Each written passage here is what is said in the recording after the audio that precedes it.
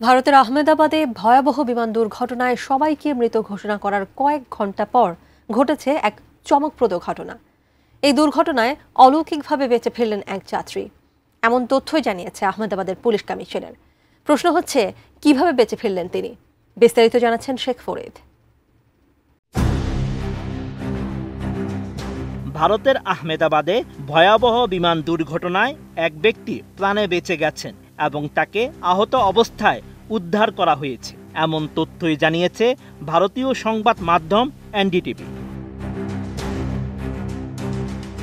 ভারতীয় সংবাদ মাধ্যমটি জানিয়েছে, ওই বিমান দুর্ঘটনায় কেউ বেঁচে নেই বলে বিবৃতি দেওয়ার কয়েক ঘন্টার মধ্যেই এক চমকপ্রদ ঘটনা ঘটেছে।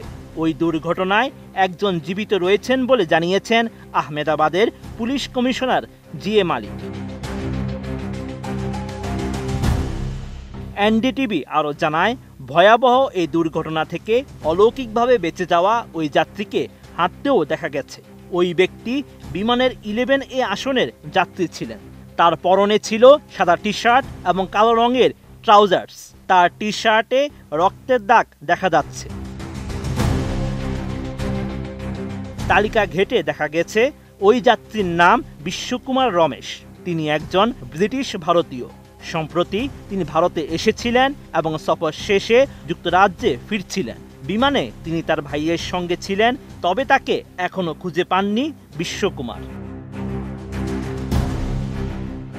12 জুন লন্ডনের উদ্দেশ্যে যাত্রা করা এয়ার ইন্ডিয়ার বিমানটি আহমেদাবাদ থেকে উড্ডয়নের কয়েক মিনিটের মধ্যেই বিধ্বস্ত হয়েছে। এতে বিমানে থাকা 242 জনের মধ্যে 200রও বেশি মানুষ নিহত হয়েছেন বলে জানিয়েছে কর্তৃপক্ষ। এটি দেশটির অন্যতম ভয়াবহ বিমান দুর্ঘটনা হিসেবে বিবেচিত হচ্ছে।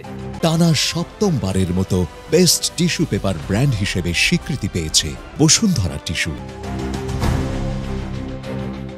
ঘটনাস্থলের ছবি ও ভিডিওতে দেখা গেছে বিমানটির বিভিন্ন অংশ মেডিকেল ভবনের চারপাশে ছড়িয়ে ছিটিয়ে রয়েছে। বিমানের লেজ ভবনের ছাদে আটকে রয়েছে। রয়টার্স জানায়, বিমানে 217 জন প্রাপ্তবয়স্ক, 11 শিশু এবং 2 নবজাতক ছিল।